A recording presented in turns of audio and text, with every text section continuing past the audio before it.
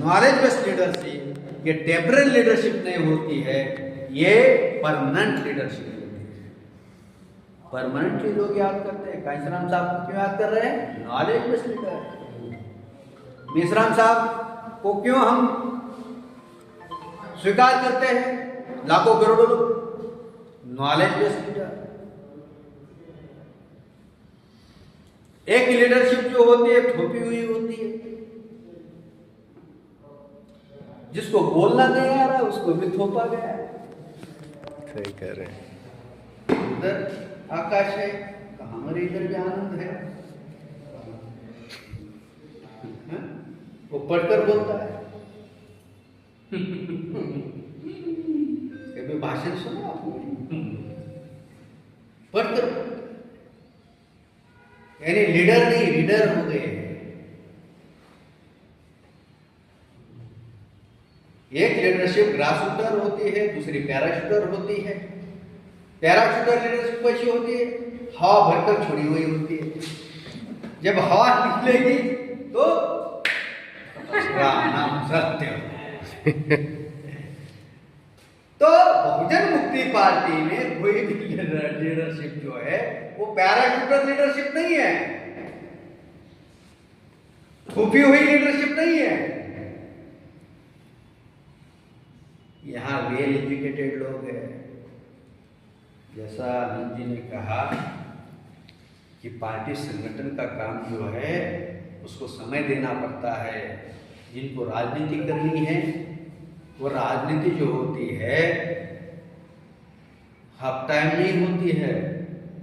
राजनीति करनी है तो फुल टाइम करनी पड़ती है। राजनीति हाफ टाइम नहीं होती, राजनीति फुल टाइम करनी पड़ती है। तब जाकर आपका चेहरा प्रस्थापित होता है।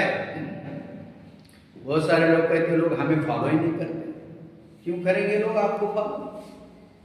जब तक आप आपके समाज के लोगों के समस्याओं को फॉलो नहीं करोगे, उसका समाधान नहीं करोगे, तब तक लोग आपको फॉलो नहीं करेंगे। वो भी चेक कर रहे हैं, क्योंकि बहुत सारे राजनीतिक नेताओं ने उनको ठगा हुआ है। जब हम बीच में जाते हैं तो सुनते हैं और सोचते हैं इनके साथ में जाना है नहीं जाना है, जाना है नहीं जाना है। जाने के बाद में आधे रास्ते में तो नहीं छोड़कर भागेगा, ये भी सोचते हैं। जब ये हमारी आइडियोलॉजी हम लोगों के बीच में गांव देहात में बताते हैं ना, गांव देहात के लोगों की मैं साइकोलॉजी बता रहा हूँ, ऐसा बता आप अभी क्या करना है वो बताओ। बोलते कि नहीं अर्थ है। जब गांव देहात में जाते हैं, जब हमारे लोगों का वो स्पीच सुनते हैं, तो गांव देहात के लोग क्या बोलते हैं? अभी क्या करना है साहब वो बताओ। तो बहुजन मुक्ति पार्टी के लोगों को तुरंत उनकी कमेटी बनानी चाहिए। और बूथ का जो सिद्धांत है वो कांशीराम साहब ने दिया, फॉलो किसने किया? बीजेपी ने किया। बूथ के नीचे का सिद्धांत आज मेश्राम साहब ने दिया, 15 समूहों को जोड़ना है। बूथ के भी नीचे का सिद्धांत है। बहुजन मुक्ति पार्टी को 15 समूह को जोड़ना है। उसमें शेड्यूल कास्ट है, मोस्ट शेड्यूल कास्ट बैकवर्ड है, एक्सट्रीम शेड्यूल कास्ट है। शेड्यूल कास्ट में 3 प्रवर्ग ये मेश्राम साहब ने schedule caste, most backward schedule caste, extreme schedule caste.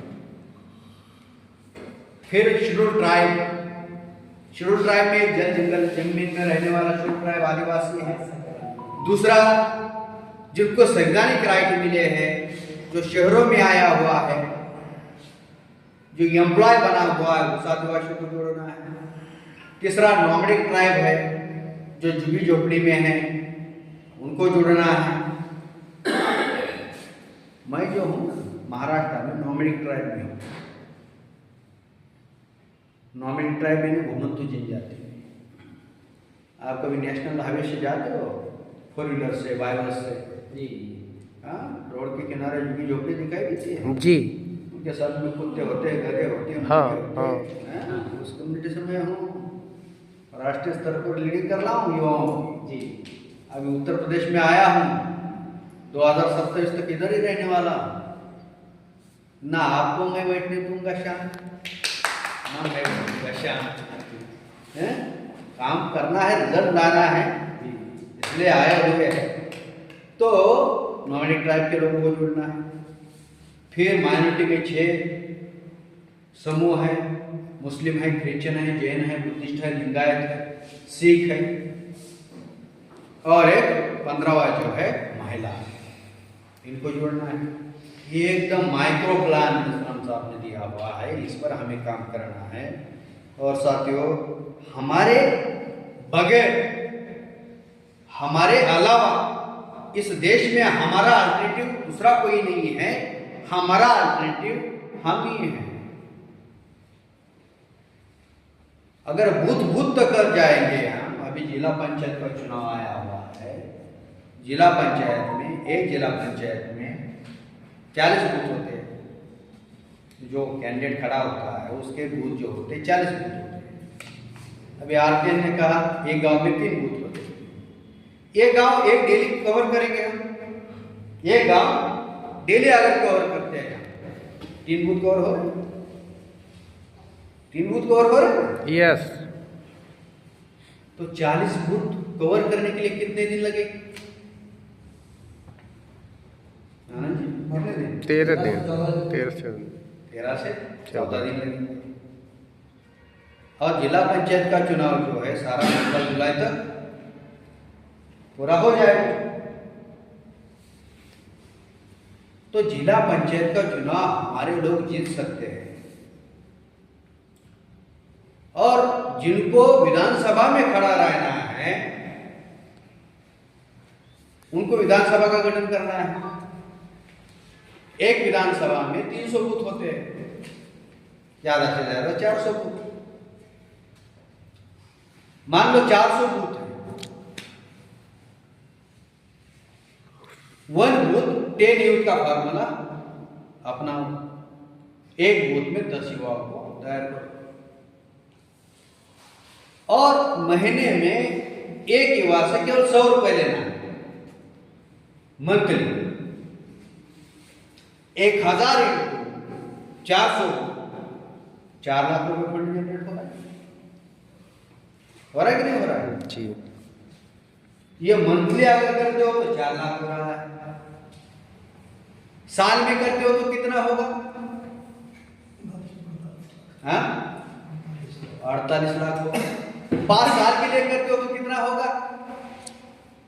48 गुणे 5 तकरीबन 2.5 लाख तकरीबन।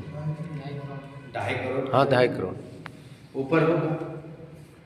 तो जिसको चुनाव लोकसभा का लड़ना है, अभी से वो तैयारी में लगता है, तो 2.5 करोड़ उनके जेब में होंगे जी। खुद के नहीं, समाज से होंगे। जिनको विधानसभा का चुनाव लड़ना है, 1 साल है हमारे पास, 48 लाख रुपए फंड जनरेट होगा। मेहनत करनी होगी। 400 बूथ में या 300 बूथ में बहुजन मुक्ति पार्टी अकेले रहेगी, और सभी बूथ पर सभी दल के लोग रहेंगे। कौन जीतेगा? कैंडिडेट उनका ही चुनाव जीत कर आता है जिनके पास में बूथ हो। अगर बूथ नहीं है तो उसके पीछे मीडिया,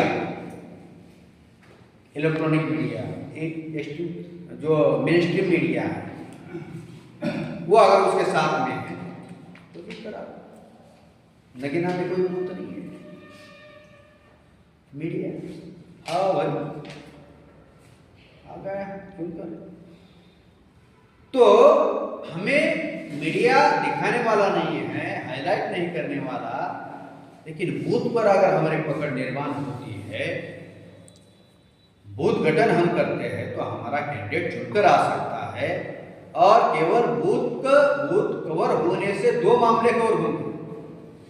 ईवीएम मशीन का भी बंदोबस्त कर सकते हैं, और चुनाव ये हम जीत सकते हैं। तो बूथ तक हमें जाना होगा, यानी हमें हमारे लोगों के बीच में जाना होगा। वोट और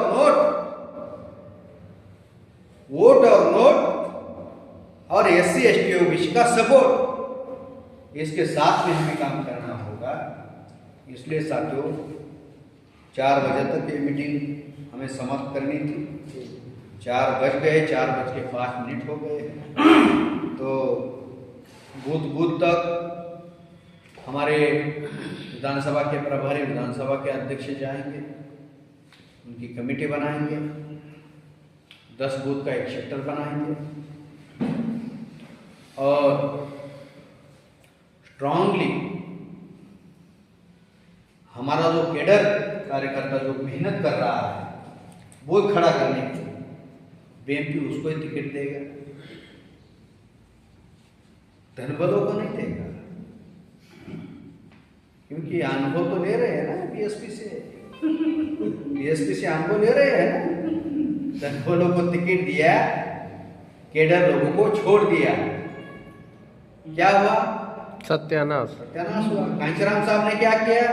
कैडर लोगों को टिकट दिया, मंत्री बनाया, 5 टपरी वाले को मंत्री बनाया, एमएलए एमपी बनाया, वोट परसेंटेज बढ़ाया। जो 29% वोट परसेंटेज था कांचीराम रिटायर किया हुआ, वो अभी 7.5% तक आया। हाँ। 5.6। अभी वो क्या करते हैं, मीडिया क्या करते हैं पता है आपको? खास बात पता है, मीडिया क्या करते हैं? एक भी कैंडिडेट चुनकर नहीं आता ना तो मीडिया प्रोपेगेंडा करते हैं खुश करने के लिए। क्या बीएसपी का एक भी कैंडिडेट चुनकर नहीं आया है, लेकिन वोट परसेंटेज उनका जो पहले था उतना ही है, घटा नहीं, बरकरार है। अरे तुम्हारी इलेक्ट्रॉनिक वोटिंग मशीन द्वारा वोट परसेंटेज जो है वो सारा डाउन किया जा रहा है और आपको खुश करने के लिए वोट परसेंटेज आपका बरकरार है। तेजस्वी यादव को भी ऐसा ही कहा मतलब मीडिया ने, 30% हमारा वोट बरकरार है, सीट गई।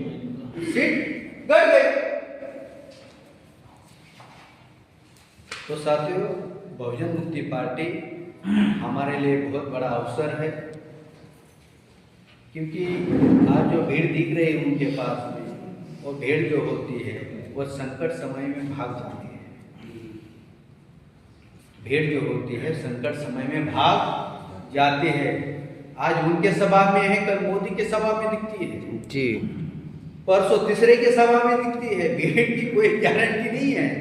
भीड़ जो होती है विश्वसनीय नहीं होती है। कैडर जो होते हैं जो विश्वसनीय होते हैं, जिनके ऊपर हम भरोसा कर सकते हैं। इसलिए साथियों हम 3 प्रकार का अभी काम शुरू करने वाले हैं। रोदन का, चाहे वो कैडर कैंप के माध्यम से हो, जिला अधिवेशन के माध्यम से हो, स्टेट के अधिवेशन के माध्यम से हो, राष्ट्रीय अधिवेशन के माध्यम से हो। तीसरा संगठनात्मक स्ट्रक्चर खड़ा कर रहे हैं पॉलिटिकल पार्टी का। पहले जिला कमेटियाँ थे, अब वो हमने डिसॉल्व कर दी। अभी लोकसभा वाइज कमेटी, विधानसभा वाइज कमेटी। क्यों खड़ा कर रहे हैं? आपका टेंशन कम कर रहे हैं। आपके मन में आया बाबा माने सर हमारा टेंशन कैसे कम कर रहे हैं? 2029 में लोकसभा का चुनाव आएगा, उसके पहले ही लोकसभा की कमेटी आपके पास है, सारा रेडीमेड डाटा होगा। और 2027 के चुनाव के लिए 1 साल हमारे हाथ में है। अभी इस महीने तक 8 तक विधानसभा की कमेटी, जैसे विधानसभा की कमेटियां गठन होती है ना, उसके बाद में बूथ कमेटी और एक बड़ी रैली हम लाखों के तादाद में माता रमाबाई अम्बेडकर मैदान पर करेंगे। आज तक किसी की हिम्मत नहीं हुई हमारे बगैर वो भरने की। 2018 में शिवपाल यादव जी के साथ में हमने रैली की, तो मुलायम सिंह यादव ने पहले टीवी पर देखा और डायरेक्ट मैदान पर आ, और मैदान पर आकर बोले, अरे हम सरकार में रहने के बावजूद भी ये मैदान भरे नहीं। अब इटावा का जो मैदान हमने 14 नवंबर को 2022 में रैली की थी इटावा के मैदान में, वो कभी उन्होंने नहीं भरा, वो हमने भरा। वो सरकार में रहने के बावजूद भी नहीं बढ़ सकते। जब हमारी सरकार आएगी तो शपथ विधि का कार्यक्रम उधर ही करते वो शिकत है। जब तक बीएसपी के पीछे भाजपा थी तब तक बीएसपी सरकार में थी जी। राज ठाकरे ने स्टेटमेंट दिया, बीएसपी निर्माण होने के पहले महाराष्ट्र के पुणे में बामसेप निर्माण हुआ। आज बामसेप बीएसपी के पीछे है और देश भर में है। जब घनश्याम साहब का संगठन 143 जिलों में था, 11 राज्यों में था, घनश्याम साहब से प्रेरणा लेकर वामन मिश्राम साहब ने यह संगठन 625 जिलों तक फैला गया है, 32 राज्यों में काम कर रहा है, बढ़ गया। तो साथियों, एक अवसर है और हम ये चाहते हैं कि संत कबीरनगर, बस्ती हो, सिद्धार्थनगर हो, ये हमारा पॉलिटिकल रिजल्ट वाला बेल्ट होना चाहिए। यहाँ से रिजल्ट आ सकता है क्योंकि आप लोग मेहनत कर रहे हैं और रिजल्ट निकालने की दिशा में आप लोग काम करोगे। इस आशा और विश्वास के साथ मेरी बात आप लोगों ने ध्यान से सुनी, इसके लिए आभार।